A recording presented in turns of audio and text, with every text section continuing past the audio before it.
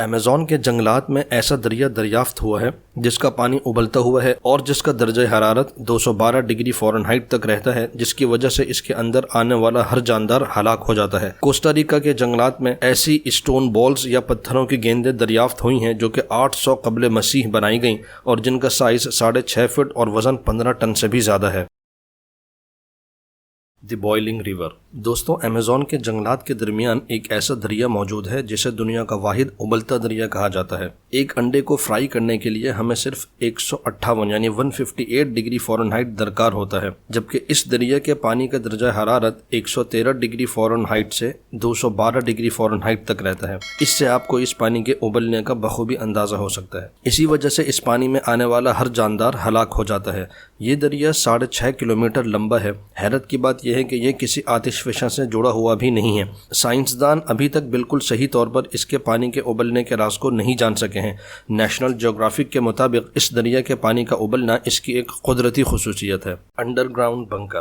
دوستوں، جرمنی کے جنگلات میں چند دوستوں کو گھومنے کے دوران کچھ پیری اسکوپس نظر آئیں جن کا جنگل میں نظر آنا یقیناً حیران کن تھا۔ ان کے تجسس نے مجبور کیا کہ معلوم کیا جائے کہ آخر یہ پیری اسکوپ یہاں کس نے اور کیوں لگائی ہیں۔ ڈھونڈنے پر انہیں ایک لوہے کا دروازہ ملا جس میں داخل ہونے کے بعد انہیں باقاعدہ اندر زیر زمین راستے بنے نظر آئے۔ اندر جا کر انہیں اندازہ ہوا کہ یہ کوئی ماضی میں جنگ کے دوران بنایا گیا خفیہ بنکر ہے۔ اندر لوہے کے بھاری دروازے ٹوٹے پڑے تھے جو کہ بینک کے کسی والٹ کی طرح بھاری بھرکم تھے اور جنہیں شاید بنکر خالی کرتے ہوئے خود ہی نکال دیا گیا تھا کہ کبھی کوئی ان دروازوں کی وجہ سے اندر پھنس ہی نہ جائے۔ یہاں کچھ ایسی تحریریں بھی پائی گئیں جو کہ شاید کوڈ ورڈز میں لکھی گئی تھیں۔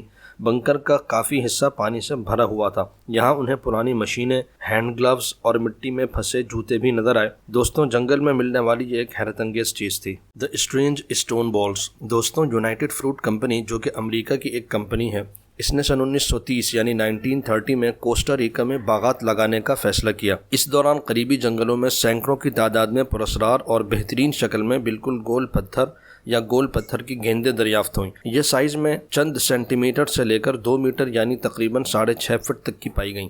ان میں سب سے بڑے سائز کی گیند یا اسفیئر کا وزن 15 ٹن سے زیادہ ہے، یعنی تقریباً 3 ہاتھیوں کے وزن کے برابر۔ کچھ آرکیالوجسٹس اور سائنسدانوں کے مطابق انہیں چونے، ریت اور گرینائٹ کے پتھروں سے ایک مخصوص تکنیک سے 800 قبل مسیح بنایا گیا۔ یہ اب تک 300 دریافت ہو چکے ہیں، جن میں سے 6 کوسٹا ریکا کے نیشنل میوزیم میں بھی رکھے گئے ہیں۔ آج تک کوئی صحیح طور پر یہ نہیں جان سکا کہ یہ کیوں بنائے گئے تھے۔ کچھ لوگوں کا کہنا ہے کہ یہ اس وقت کے سرداروں کے اسٹیٹس کو ظاہر کرتے تھے اور کچھ کا کہنا ہے کہ یہ مذہبی اور روایتی انداز میں استعمال کیے جاتے تھے۔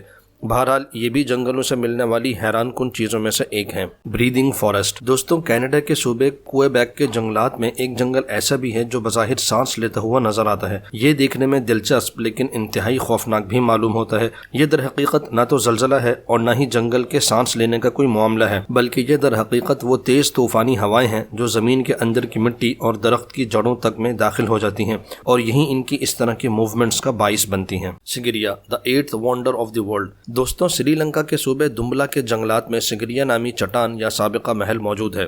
یہ ایک 591 یعنی 591 فٹ بلند چٹان ہے جسے آج سے تقریباً 4000 سال پہلے بدھ مت کے لوگ اپنی عبادت گاہ کے طور پر استعمال کرتے تھے، اور اس چٹان کے اوپر بعد میں شاہی محل بنا دیا گیا۔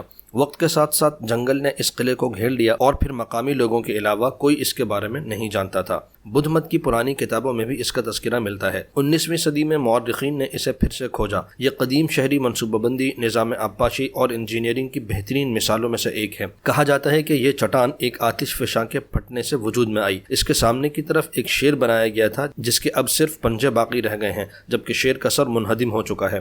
چٹان کے اوپر محل میں پتھر کے شاہی تخت کے آثار اب بھی نظر آتے ہیں۔ یہاں پانی کا ایک انتہائی پیچیدہ سسٹم بھی دریافت کیا گیا ہے جس کے ذریعے پورے محل کو پانی سپلائی کیا جاتا تھا۔ دوستوں، جنگلوں میں ملنے والا یہ ایک حیرت انگیز عجوبہ ہے۔ The man who hid in the jungle for decades۔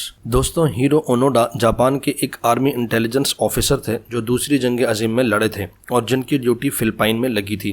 سن 1945 یعنی 1945 میں جب دوسری جنگ عظیم ختم ہوئی تو انہیں اور ان کے ساتھیوں کو اس کی خبر ہی نہ ہو سکی، کیونکہ ان کے کمانڈنگ آفیسر نے انہیں حکم دیا تھا کہ ہم آپ کو خود لینے آئیں گے آپ نے تب تک ہار نہیں ماننی اور لڑائی جاری رکھنی ہے۔ لہذا جنگ عظیم ختم ہونے کے اعلان کو بھی یہ دشمن کی ایک چال سمجھے اور مستقلاً جنگل میں ہی رہے۔ 29 سال بعد یعنی 1974 میں جاپانی حکومت نے ان کے کمانڈنگ آفیسر کو ڈھونڈ کر انہیں اور اونوڈا کے بھائی کو اونوڈا کو لینے کے لیے جاپان سے فلپائن بھیجا، جہاں اس کمانڈنگ آفیسر نے انہیں حکم دیا کہ اب آپ اپنے فرائض سے آزاد ہیں۔ اور تب وہ جنگ ختم ہونے کے بعد بھی 29 سال تک جنگل میں رہنے کے بعد آخر اپنے گھر واپس گئے۔ دوستوں، جنگل میں ملنے والی یہ کھوج بھی اپنی نوعیت آپ ہے۔ دوستوں، یہ تھی ہماری آج کی ویڈیو۔ اگر آپ کو پسند آئی ہو تو ہمارے چینل کو ضرور سبسکرائب کریں اور بیل آئیکن کو بھی پریس کریں تاکہ ہماری نئی آنے والی ویڈیوز سے بھی آپ فوری طور پر آگاہ ہو سکیں۔